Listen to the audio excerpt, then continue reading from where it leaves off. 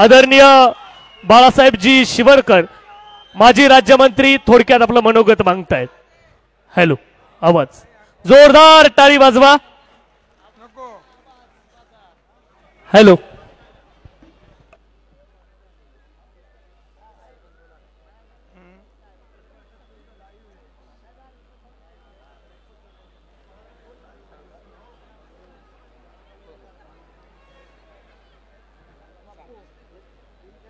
देशाचे नेते, आपल्या सर्वांचे मार्गदर्शक, देशाचे माजी कृषी मंत्री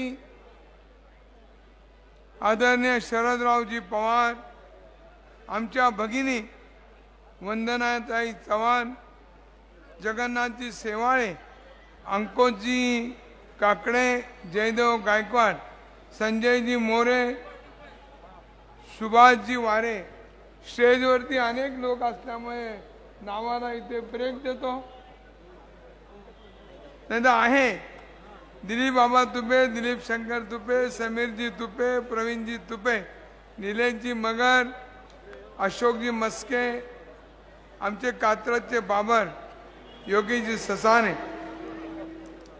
आणि आपल्या सर्वांचे लोकप्रिय व कार्यक्षम असे उमेदवार प्रशांतजी जगताप, बंधू भगिनी सहकारी मित्र, मी प्रथम शाहू फुले आंबेडकरांचं या ठिकाणी स्मरण करतो आणि त्याचबरोबर अण्णासाहेब मगर, आदरणीय रामभाऊजी तुपे, विठ्ठलरावजी तुपे आणि जयसिंगरावजी ससाने यांची या ठिकाणी आठवण ठेवून माझं मनोगत व्यक्त करतो। मी जास्त वेळ की बोलणार नाही, पवार साहेबांना वेळ द्यायचा आहे। मित्रांनो, अनेकांनी आपलं मनोगत या ठिकाणी व्यक्त केलेलं आहे, पण आजच्या या काळामध्ये आपल्याला कोणता विषय यावरती महत्त्व द्यायचं, त्याच्यावरती आपल्याला मत कुणाला द्यायचं हे आपल्याला ठरवायचं आहे। मी आपल्या सर्वांना मनापासून सांगू इच्छितो,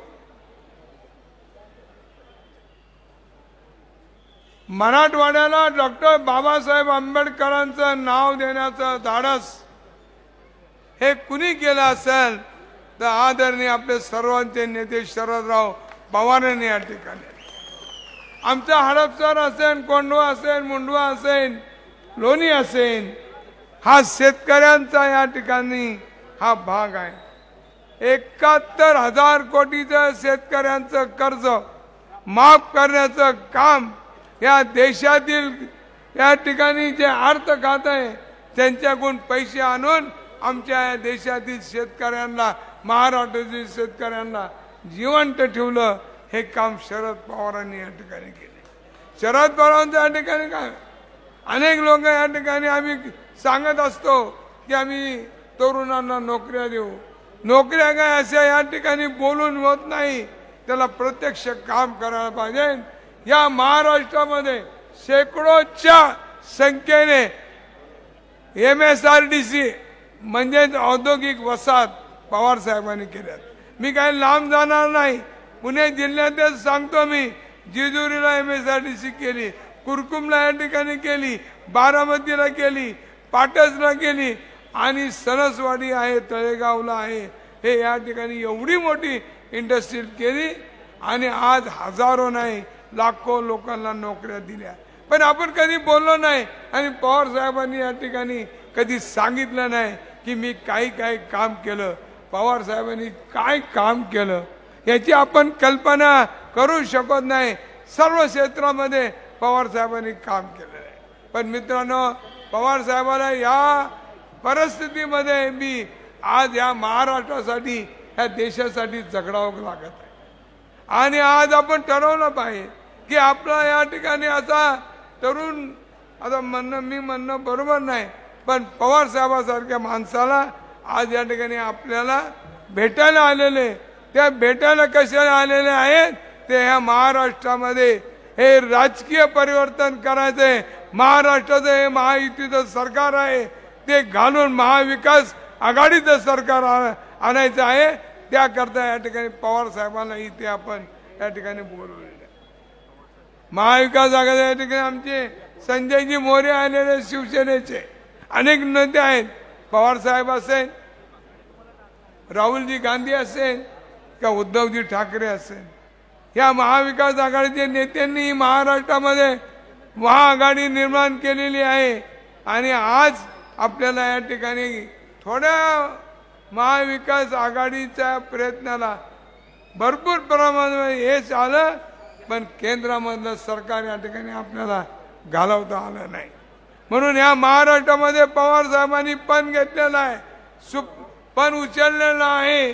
आणि या महाराष्ट्रामध्ये जे महायुतीचं सरकार आहे ते या ठिकाणी संपवलं पाहिजे. याकरता पवार साहेब आपल्याला भेटायला आहेत. मी आपल्या सगळ्यांना विनंती करतो की ही जी निवडणूक आहे ही खऱ्या अर्थाने विचाराची आहे, लोकशाही टिकवण्याची आहे. आणि आता जे चाललेलं आहे खोक्यांचा बाजार, हे खोकं हे शब्द आपल्या सामान्य माणसाच्या मनातून काढण्याकरता पवार साहेब या ठिकाणी आले.